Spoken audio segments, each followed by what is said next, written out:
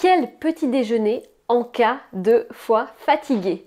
Bonjour à vous et bienvenue dans cette nouvelle vidéo. Je suis ravie de vous retrouver. Je m'appelle Coralie Béguin, je suis naturopathe spécialisée dans les troubles digestifs depuis 2018 et je vous accompagne à travers des programmes en ligne dédiés pour soulager vos problématiques de digestion.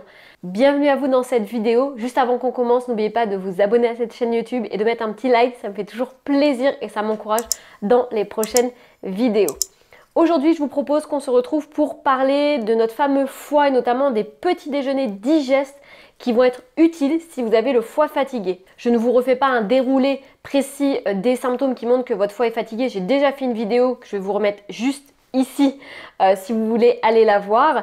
Mais dans les principaux symptômes que l'on va retrouver quand votre foie est fatigué, on va retrouver de la bouche pâteuse, des nausées, une mauvaise haleine, la litose. On peut retrouver aussi la langue chargée le matin, la langue blanche, hors période, si vous êtes en période de jeûne par exemple. On va retrouver aussi une mauvaise digestion des graisses. On peut retrouver des selles qui sont un petit peu boueuses, qui collent aux parois des toilettes par exemple, donc ça, qui montre une mauvaise assimilation des graisses. On va retrouver aussi un écœurement, vous êtes très facilement gêné par les odeurs dans la rue, par les odeurs de parfum, les odeurs d'essence. On va retrouver principalement ce type de symptômes. Il y a encore d'autres symptômes, mais ça je vous invite vraiment à aller voir la vidéo sur les symptômes qui montrent que votre foie souffre en silence.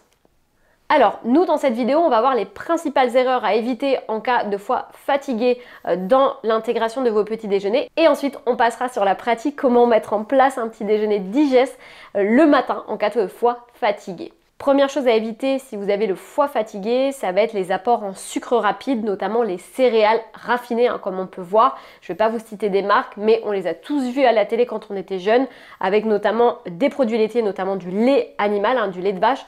Bon, ça, c'est vraiment quelque chose qui est à bannir. Deuxième chose également, ça va être aussi tout l'apport de pain, de confiture, de pain avec de la pâte à tartiner qui est très connue. Tout ça, ça va vraiment être à bannir, ainsi que le verre de jus d'orange qui apporte énormément de sucre. Alors oui, certes, il apporte des vitamines parce que ça reste de l'orange, mais il apporte aussi beaucoup de sucre. Qui dit sucre, dit aussi métabolisation de la part du foie.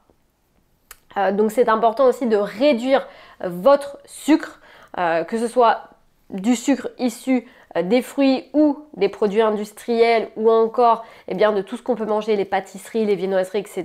qui sont plutôt à bannir. Et ce qui m'emmène à mon point 3, c'est d'éviter tout ce qui va être viennoiserie industrielle et même de boulangerie pendant un temps pour soulager votre foie. Autre point également, faites attention au café. Le café en grande quantité, quand vous avez déjà un foie qui est fatigué, ça va de pair avec un estomac qui a en général du mal à fonctionner, du mal à vidanger. Donc on va éviter de prendre un café noir, que ce soit avec du lait ou que ce soit coupé avec du sucre ou autre.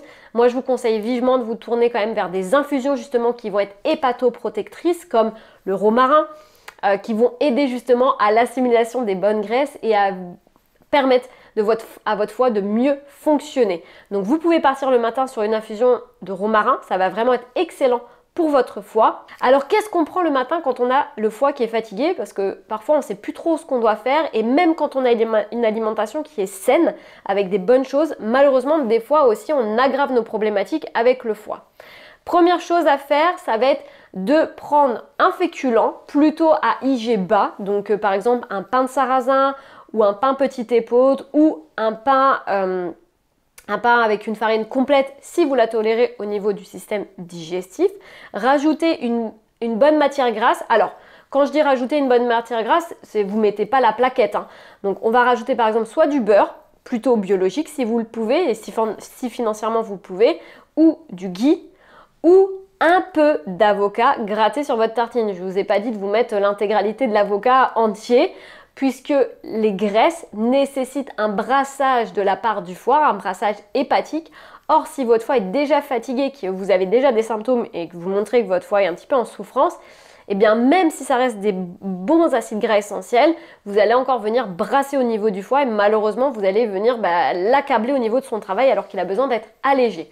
Donc c'est pour ça, on évite d'avoir la main lourde sur les graisses, même les bonnes graisses, quand on a des problématiques de foie. En tout cas, de foie qui digère pas bien. Donc, on part sur une base de féculents, un bon apport en acides gras essentiels, mais pas avec la main lourde. Et on rajoute bien sûr une fameuse protéines plutôt animales pour faciliter le travail du foie. Qu'est-ce qu'on peut prendre comme type de protéines? Ça va être des protéines plutôt simples à digérer, donc des protéines maigres. On va se diriger par exemple vers du blanc de poulet, plutôt biologique, et là je vous invite vraiment à consommer du poulet vraiment biologique que vous allez acheter en magasin bio. Donc du blanc de poulet, vous allez pouvoir par exemple émietter sur votre tartine. Vous pouvez mettre aussi du thon que vous allez émietter sur votre tartine. Attention avec l'apport en thon, ne prenez pas du thon en boîte qui va baigner dans l'huile. Sinon on va avoir un apport en graisse qui va être beaucoup trop important. Vous risquez d'avoir des selles extrêmement pâteuses, des selles collantes, ça peut être une accélération du transit, ça peut être, vous pouvez être nauséeux. On peut prendre aussi du jambon blanc pris à la coupe, ou le mieux ça serait de le prendre au magasin bio parce qu'il va être sans nitrite, donc ça va améliorer aussi le confort digestif au niveau du foie, et surtout si vous avez des problématiques de digestion, ça va alléger le travail de notre ventre, du microbiote. Donc vous pouvez partir sur une de ces protéines déjà avec, comme je vous ai dit, un féculent et une bonne source de matière grasse. Je vous invite à compléter avec une infusion qui va être hépatoprotectrice, comme je vous le disais, du romarin. Et je sais que vous allez me dire, Coralie, tu n'as pas cité les œufs dans ton petit déjeuner. Pourtant, on nous dit souvent qu'on peut commencer la journée avec un petit déjeuner protéiné, notamment des œufs. Effectivement, dans les brunchs, quand vous commencez à prendre soin de votre alimentation, on se dirige souvent vers du pain, du beurre et des œufs. Le souci, c'est que quand vous avez le foie qui est déjà fatigué à saturation, les œufs, chez certaines personnes, j'ai remarqué, surtout quand ils sont pas assez cuits, malheureusement, ça va faire brasser encore plus le foie, et souvent j'ai des personnes qui se retrouvent déjà nauséeuses dès le matin parce qu'elles ont consommé 2 œufs et la capacité du foie ne permettait pas de les digérer. Donc peut-être pas de les supprimer, mais de bien alterner vos sources de protéines le matin, de vos sources de petit déjeuner pour éviter de monopoliser le foie.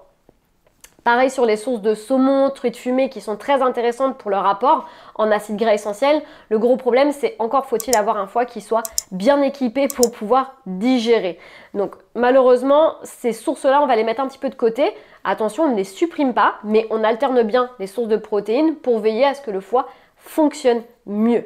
Déjà, une fois que vous avez fait ça, prenez aussi le temps de bien mastiquer. Je vous le rappelle encore une fois, mais souvent, vous ne passez pas assez de temps à mastiquer et c'est le premier conseil qui va limiter les troubles digestifs. Mâchez en conscience, reposez votre fourchette le matin et évitez de prendre votre petit déjeuner si vous êtes en train de vous doucher ou si vous êtes en train déjà d'être parti dans la voiture. Malheureusement, vous ne pouvez pas être en train de conduire, de faire vos courses ou de faire autre chose et bien digérer. C'est quasiment impossible. C'est comme si vous demandiez à votre voiture d'appuyer sur la pédale d'accélération et de freinage en même temps. Vous allez me dire, mais en fait, c'est juste pas possible. Et ben, pour le corps, c'est exactement pareil. Si vous êtes en train de manger, vous ne pouvez pas faire autre chose à la fois. On est vraiment posé et on prend son temps. Au moins, voilà, 10-15 minutes, en fonction de ce que vous prenez le matin, mais ça serait bien de se poser, voilà, 15 minutes à table le matin au petit déjeuner pour prendre son temps. Je sais qu'il y en a qui vont faire des gros yeux en voyant cette vidéo en disant « Oula, 15 minutes, mais je peux absolument pas prendre ce temps-là ». Je vous assure que quand vous prenez du temps pour manger le matin, vous prenez un bon petit déjeuner, vous limitez les dégâts tout au long de la journée et vous limitez les ballonnements, vous limitez les problématiques de foie, l'alternance constipation-diarrhée, etc., etc. Si vous voulez aller plus loin sur les problématiques de foie et que c'est quelque chose qui vous intéresse, sachez qu'il y a un atelier en ligne de 2 heures sur comment aider son foie à mieux vidanger, à détoxifier, aussi bien son foie que ses intestins. C'est un atelier de 2 heures qui est filmé.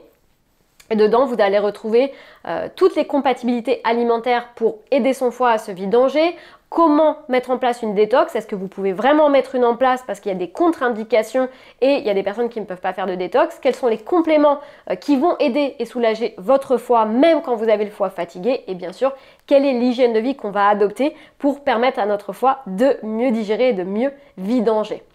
En tout cas, j'espère que cette vidéo vous a plu. J'espère que ça vous aura donné envie de mettre en place ce petit déjeuner. Dites-moi dans les commentaires si c'était déjà quelque chose que vous faisiez ou non, au contraire, est-ce que vous aviez un petit déjeuner qui était vraiment à l'opposé de ce que je vous ai donné. Je serais curieuse de savoir si vous aviez déjà mis un petit déjeuner comme ça en place ou si au contraire vous étiez complètement à l'opposé des petits déjeuners que je vous ai recommandés dans cette vidéo. Mettez-moi en commentaire, je serais curieuse de savoir. Et puis vous le savez, vous avez tous les e-books qui sont gratuits sur mon site internet pour vous aider à avancer sur votre santé au naturel, comment mieux s'alimenter pour booster votre vitalité, améliorer votre digestion et soulager vos problématiques de digestion. N'oubliez pas de mettre un petit like et de vous abonner à cette chaîne YouTube. On se retrouve bien évidemment sur les différents réseaux sociaux, YouTube, Instagram, Facebook et TikTok. En attendant, prenez soin de vous et surtout, passez à l'action. C'est le moyen le plus précieux pour garder votre santé et améliorer votre vitalité. À très vite et prenez bien soin de vous.